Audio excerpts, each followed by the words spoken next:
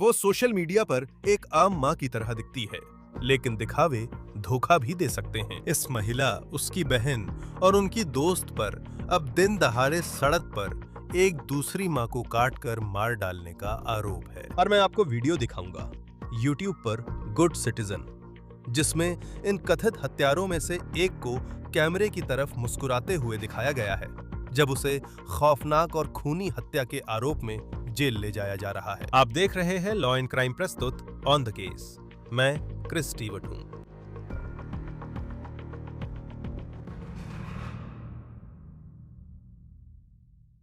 हम यहां एक खूनी अपराध की बात कर रहे हैं जो वाकई भयानक है, और ये कथित तौर पर दिन के बीचों बीच हुआ, जिसमें टेक्सास की एक सड़क पर 5 बच्चों की मां की जान ले ली गई। और बात को और भी ज्यादा परेशान करने वाली बात यह है कि कथित हत्यारे, सच कहूं तो ऐसा लगता है कि अपनी बाकी की जिंदगी जेल में बिताने की संभावना से भी बिल्कुल विचलित नहीं है। कुछ ही देर में आप सुनेंगे कि पुलिस हिरासत में लेने पर एक संदिग्ध ने कैमरे से क्या कहा। लेकिन हमें जिस महिला के बारे में बात करनी चाहिए, वो इस मामले की पीड़िता हैं, कैरोलिन पेना। उनके दोस्त उन्हें कारो बुलाते थे। वो महिला पिछले गुरुवार को मारी गई। ये वो वीडियो है जो उन्होंने इसी महीने की शुरुआत में पोस्ट किया था, जिसमें वो परिवार के साथ पानी पर दिन बिताने निकलती दिख रही हैं।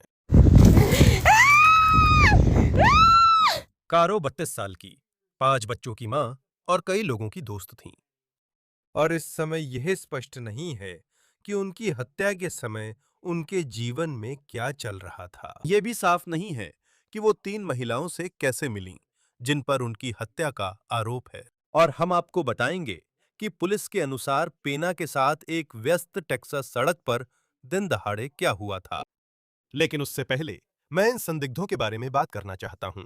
तो यहाँ इस टिकटॉक को देखिए। ये वीडियो उन लड़कियों में से एक ने पोस्ट किया था जिन पर पेना की हत्या करने का आरोप है। उसका नाम किटी मिया डियाज है। वो 21 साल की है और उसने ये वीडियो 9 जून को पोस्ट किया था। ये वीडियो उसके और उसके 4 साल के बेटे का है, जिसमें वो बताती है कि वो अपने बेटे से कितना प्यार करती है और उसी के लिए जीती है। उसने इसके कुछ दिन बाद ये भी पोस्ट किया, जिसमें वो कहती है, मैं हमेशा सोचती थी कि बिना शर्त प्यार कैसा महसूस होता है। अब मुझे पता है कि वो कैसा लगता है। और वो अपने बेटे की तस्वीरें और कैप्शन दिखाती है। इसमें लिखा है, मेरा गीगी, जिसने मेरी जिंदगी ऐसे बचाई जैसा वो कभी समझ नहीं पाएगा। उसके मेरी जिंदगी में आने से मुझे मजबूत और बेहतर बनने की वजह मिली।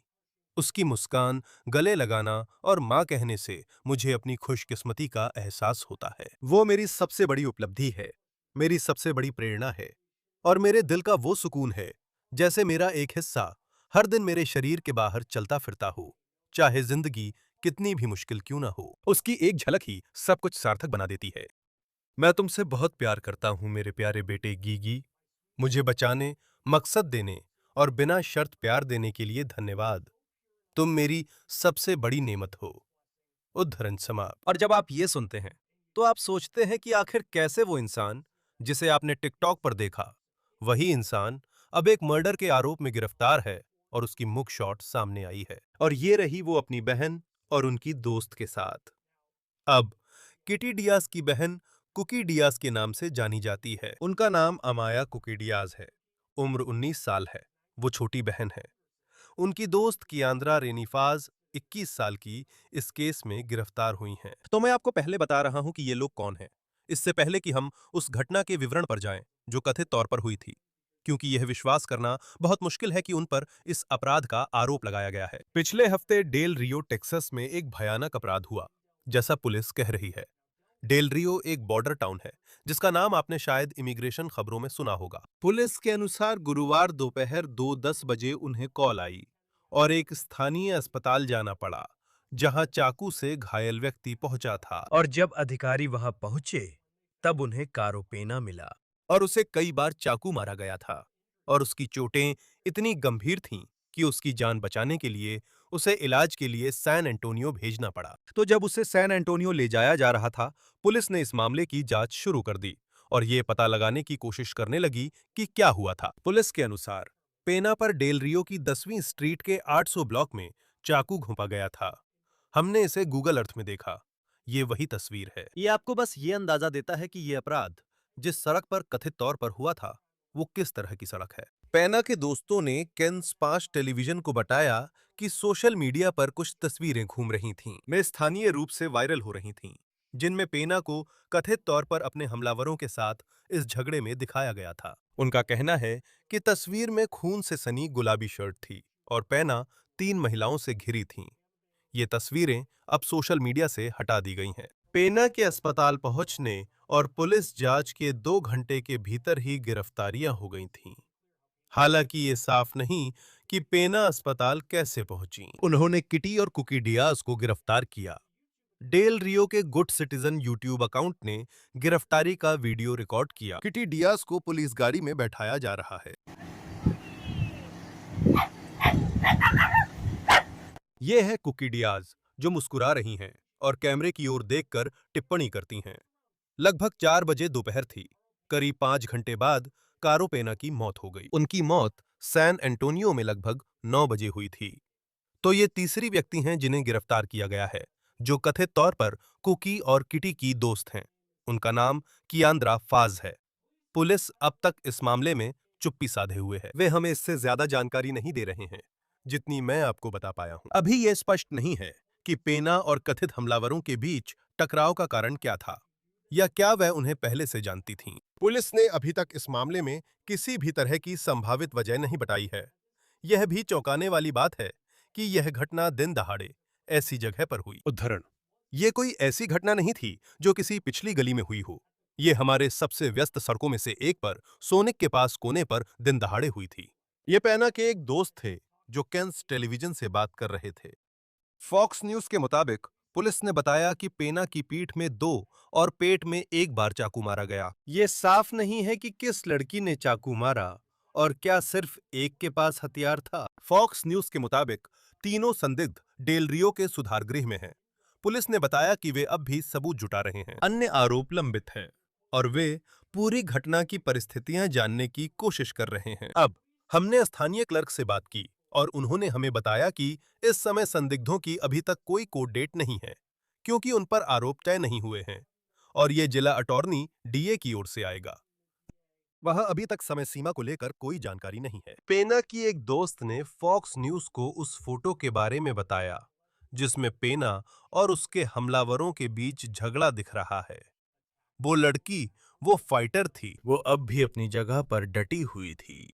इस दोस्त ने फेसबुक पर भी ये पोस्ट किया कि कैरो ने उस कथित हमले से ठीक पहले उसे कॉल करने की कोशिश की थी। कुछ दिन पहले ली गई हमारी आखिरी तस्वीर देखकर तुम्हारी बहुत याद आ रही है। अफसोस है कि आज काम पर तुम्हारी आखिरी कॉल का जवाब नहीं दे पाया। भगवान जानता है वो क्या और क्यों करता है, लेकिन मुझे लगता है अगर मैं वहां होता तो ये नहीं होता। मैं तुमसे प्यार करता हूं बी। तुम हमेशा मेरी बहन जैसी रहोगी। सुबह 5:30 बजे तुम्हें कॉल कर कहना, बी, मुझे बात करनी है, ये बहुत याद आएगा। तुम्हारे शब्द थे, मुझसे बात करो बी। मुझे तुम्हारा वो कहना याद रहेगा, कभी समझौता मत करना।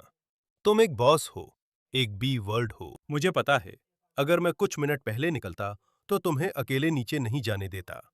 तुम ये जानती हो मेरा दिल और बच्चे दोनों दुखी हैं। तुम चली गई हो पर भुलाई नहीं गई।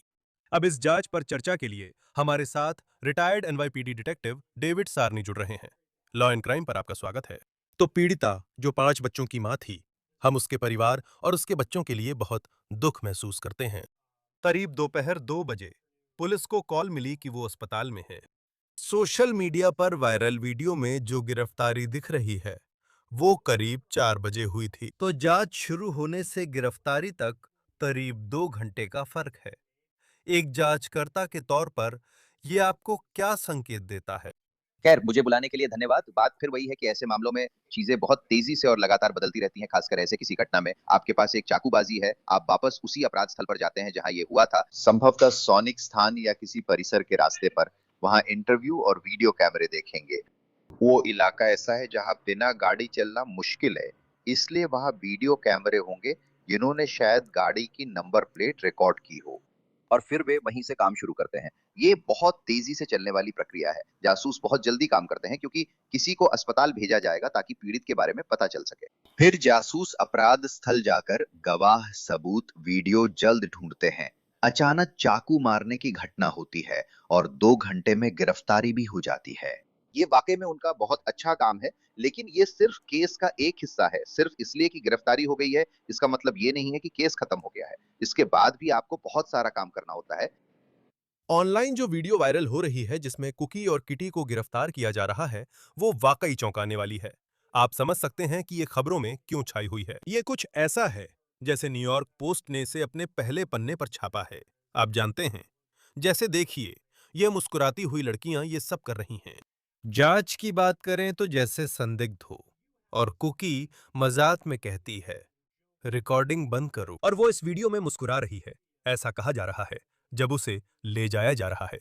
तो इसका उस केस पर क्या असर पड़ता है जिसे आप बना रहे हैं और जिसे आखिरकार एक अभियोजक अदालत में पेश करेगा।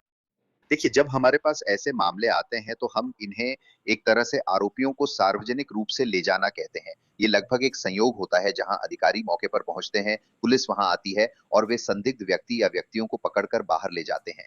और कभी-कभी वो पर्क वॉक इसलिए महत्वपूर्ण होती है क्योंकि अगर बचाव पक्ष का वकील कहता है कि उन्हें अफ़सोस था, उन्होंने ऐसा नहीं किया, उन्होंने ये नहीं किया, वे बहुत खुश नज़र आ रहे थे, उन्हें लगा कि ये कोई बड़ी बात नहीं है। ये एक ऐसी चीज़ है जो आपको एक जांचकर्ता के रूप में मदद करती है क्योंकि ये उस पहेली का एक और टुकड़ा है, जिसमें आपको सब कुछ जोड़ना होता है। जिसका मतलब है कि आप विक्टिमोलॉजी करते हैं, ताकि पता चल सके कि पीड़ितों और आरोपियों के बीच कोई संबंध है या नहीं। और फिर से आपको अदालत में उन्हें दोषी साबित करना होगा। जांचकर्ताओं के पास गिरफ्तारियां और हिरासत के लिए पर्याप्त कारण थे। आखिर में बात वहीं रुकती है। अपराधी को सार्वजनिक रूप से ले जाना जरूरी है क्योंकि कभी-कभी कुछ बातें या बातचीत सामने आ सकती है। जो भावनात्मक रवैया उन्होंने दिखाया और जो बातें उन्होंने कही, वो आप जानते हैं, अगर आपको गिरफ्तार किया जा रहा है और आप ऐसा व्यवहार करते हैं, तो ऐसा आमतौर पर नहीं होता, खासकर इस तरह के मामलों में। पुलिस घर आई, आपको उठाया और बाहर ले गई, फिर भी आप ऐसा करते हैं। ये गंभीर है क्योंकि आप नहीं कह सकते कि उन्हें अफ़सोस था या वे माफ़ी माँग रहे थे। बचाव पक्ष का वकील जो भी कोशिश करेगा, वो ट्रायल में तोलने लायक होगी अगर मामला ट्रायल तक जाता है।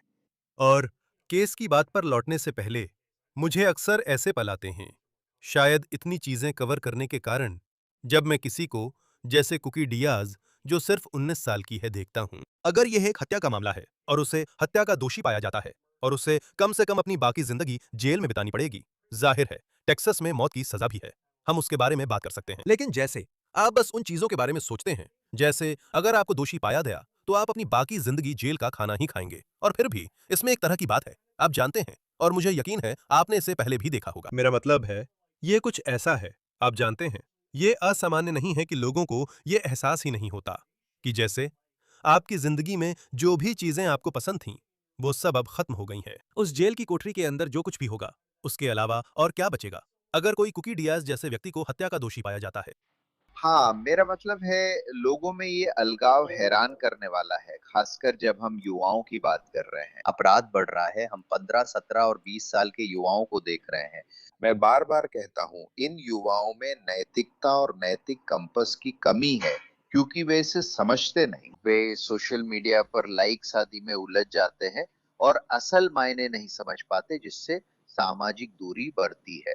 जिंदगी किस बारे में है, क्या सही है और क्या गलत, ये बातें वे नहीं समझ पाते। इससे सीमाएं बहुत धुंधली हो जाती हैं।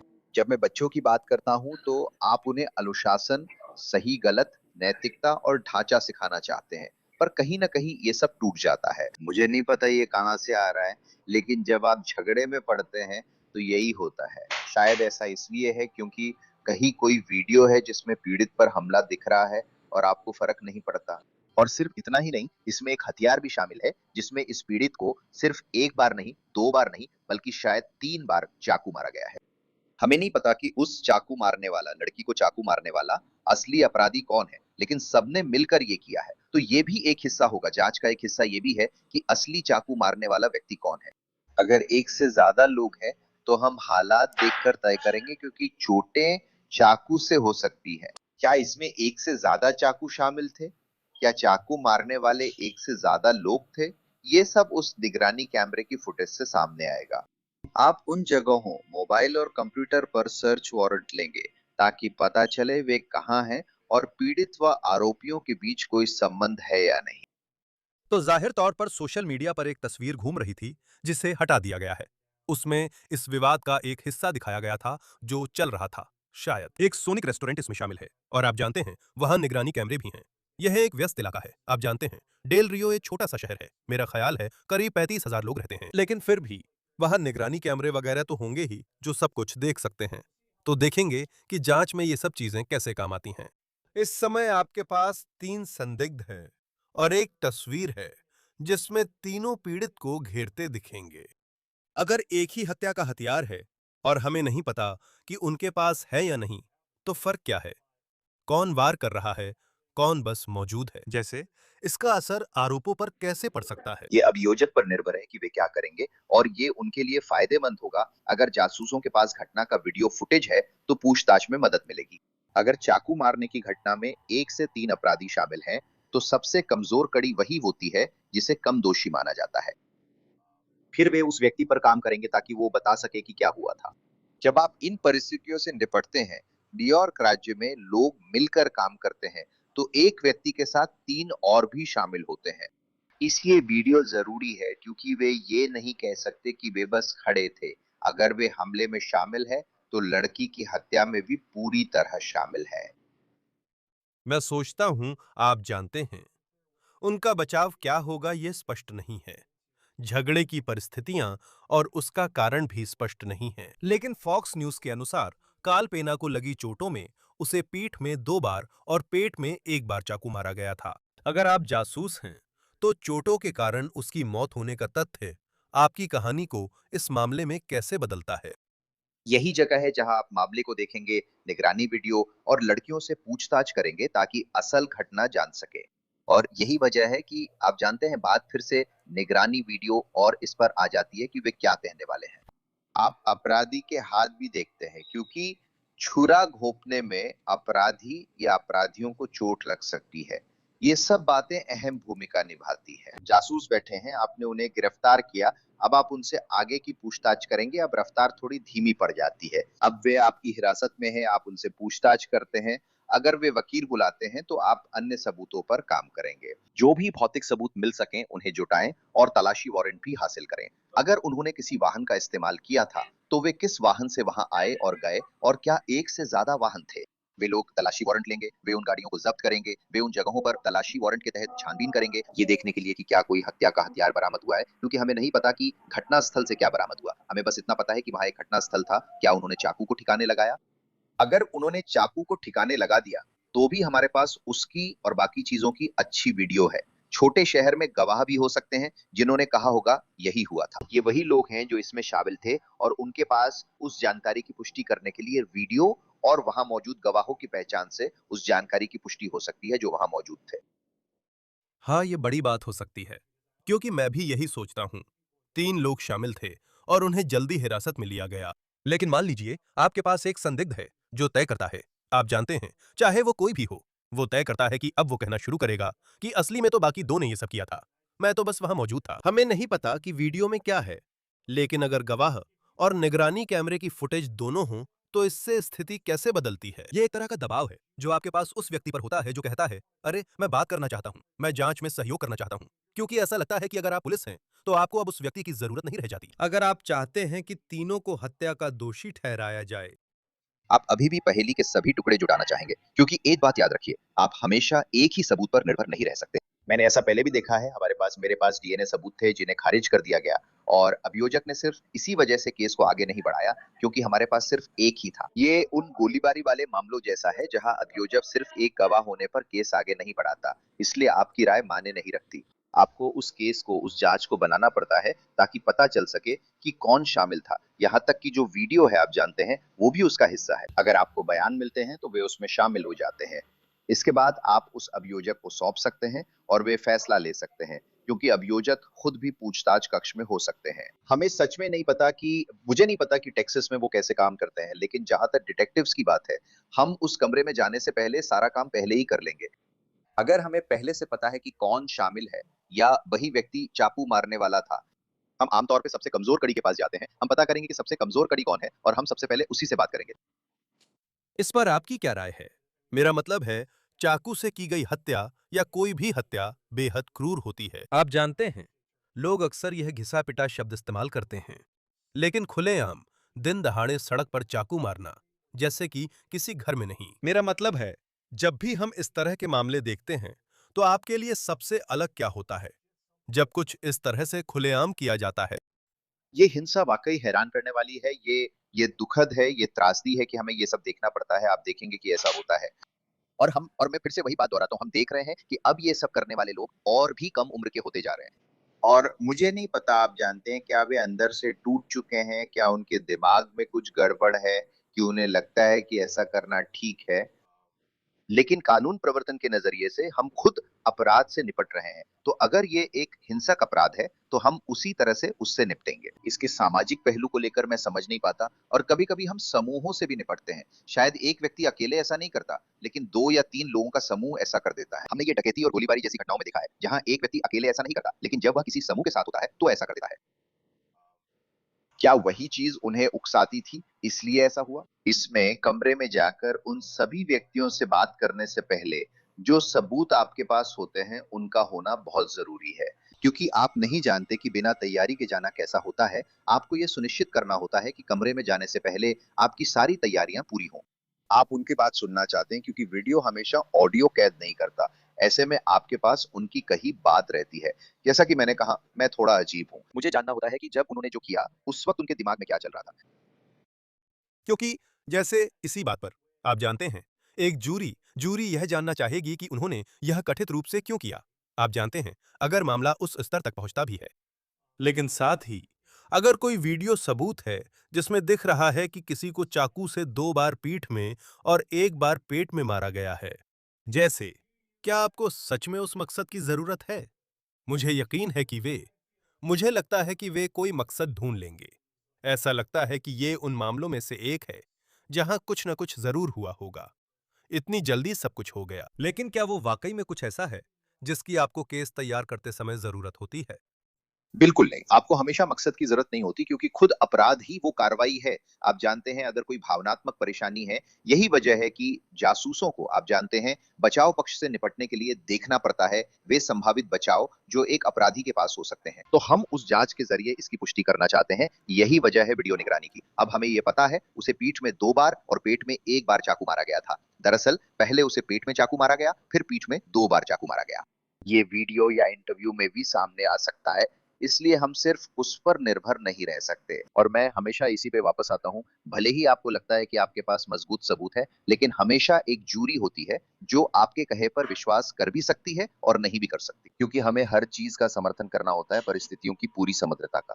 ये हमेशा मकसद तक नहीं पहुंचता। मेरा मतलब है, कभी कभी आप उस तक पहुंच जाते हैं, लेकिन वो हमेशा नहीं होता। लेकिन केस बनाते समय आप उस क्यों तक पहुंच सकते हैं। क्यों? मुझे पता है आपने कहाँ काम किया। न्यूयॉर्क में मौत की सजा नहीं, लेकिन टेक्सास में है। और आप इस केस को देखें। मेरा मतलब है, दिन के बीचों बीच चाकू मारना, खुलेआम, और वो भी 5 बच्चों की मां। मेरा मतलब है, ये वाकई में एक बहुत ही क्रूर अपराध है। वे युवा हैं। मेरा मतलब है, मुझे नहीं पता कि यह कितना मायने रखता है कि मौत की सजा दी जाए या नहीं। लेकिन जब आप इस तरह के केस को देखते हैं और जो आरोप लगाए गए हैं, इस समय बहुत कुछ ऐसा है जो हमें अभी भी नहीं पता। क्या आप जानते हैं, क्या यह आमतौर पर टेक्सास जैसे राज्यों में उस श्रेणी में आता है जहां ऐसी सजा दी जा सकती है? ये अभियोजक पर है कि वे इसे मौत की सजा का मामला बनाना चाहें या नहीं। ये उस सबूत पर निर्भर करेगा जो उन्हें दिखाना है। क्या ये कोई चल रहा विवाद था जो इस तरह खत्म हुआ, या ये उनके जीवन का एक संयोग था कि तीनों बस मिले और ऐसा कर दिया? इसीलिए जासूसों को ऐसा करना पड़ता है, क्योंकि हम सिर्फ इसी तरह तय कर सकते हैं कि ऐसा हुआ या नहीं। एक जांचकर्ता के रूप में मैं ऐसा नहीं करता। ये अभियोजक पर निर्भर करता है कि वो तय करे कि वो इस मामले में मौत की सजा की मांग करना चाहता है या नहीं। हमने देखा है कि टेक्सास में सजा बहुत सख्त होती है। न्यूयॉर्क जैसा नहीं, जहां आपको उचित सजा नहीं मिलती। ये गंभीर अपराध है, और सिर्फ एक गंभीर अपराध ही नहीं, बल्कि अपराधी को ले जाते समय लोगों का रवैया भी हैरान कर देने वाला है। ये सोचकर ही दिमाग चकरा जाता है कि आप अपने घर से पुलिस द्वारा हथकड़ी लगाकर बाहर निकाले जाएं, और फिर भी ऐसा व्यवहार करें। ये बहुत कुछ कहता है। इसका कोई मतलब नहीं है। इसका एकमात्र संदर्भ यही है कि Um, कार्ल पेना की मौत उस वीडियो के शूट होने के कई घंटे बाद हुई थी। लेकिन फिर भी मेरा मतलब है, अगर आप पर आरोप है, आप जानते हैं कि आपने किसी को चाकू मारा है, तो आपको हथकड़ी लगाकर ले जाया जाएगा। और उस पल में भी, और मैं स्पष्ट नहीं हूं, आप जानते हैं, मैंने जो बैकग्राउंड चेक किया, उसमें मुझे उन पर कोई पिछला आपराधिक इतिहास नहीं दिखा। जैसे कौन जानता है कि उनके पास कोई नाबालिग होने का आपराधिक रिकॉर्ड है जो अभी भी सील है, या कुछ ऐसा ही। लेकिन उस पल में रहकर उसकी गंभीरता न समझना या गंभीर स्थिति में हंसना और यह न जानना कि इसका जीवन पर क्या असर होगा, ऐसे मामलों को समझना मुश्किल है। और दुर्भाग्यवश हमने देखा है, भयानक अपराधों के आरोपी परप वॉक में अक्सर ऐसे ही पेश आते हैं। ये समझ नहीं आता। ये समझ में नहीं आता, ये कभी भी समझ में नहीं आता। लेकिन क्या आप जानते हैं ये क्या है? मैं एक जांच करता हूँ। मैं कोई घटिया मनोवैज्ञानिक नहीं हूँ। और यही बात है, मैं जो करता हूँ वही कर सकता हूँ। अगर मनोवैज्ञानिक मूल्यांकन करना है तो उन्हें ही करने दें। लेकिन आप जानते हैं, जांचकर्ता जो सबूत लाएंगे उससे वो बचाव खारिज हो जाएगा। ये महत्वपूर्ण है क्योंकि अभियोजक केस में होंगे, पर सबूत जुटाना जासूसों का काम है, क्योंकि मामला उसी पर निर्भर करता है। तथ्य महत्वपूर्ण है। ये मेरी सोच या भावना नहीं, बल्कि घटना स्थल, वीडियो या अन्य सबूतों से क्या साबित किया जा सकता है, यही मायने रखता है। हाँ, और हम देखेंगे आगे क्या होता है। हम आखिरकार देखेंगे कि उनकी तरफ की कहानी क्या है, अगर और जब वो सामने आती है। Retired NYPD detective David Sarni, आपको लॉ एंड क्राइम पर पाकर हमेशा अच्छा लगता है। यहाँ आने के लिए धन्यवाद। बहुत धन्यवाद स्टेसी। ये था ऑन द केस, जिसे लॉ एंड क्राइम पेश करता है। यूट्यूब और स्पॉटिफाई पर हमें सब्सक्राइब करें। और अब हम पीकॉक पर भी स्ट्रीम हो रहे हैं। मैं क्रिस स्टीवर्ट हूँ। फिर मिलेंगे।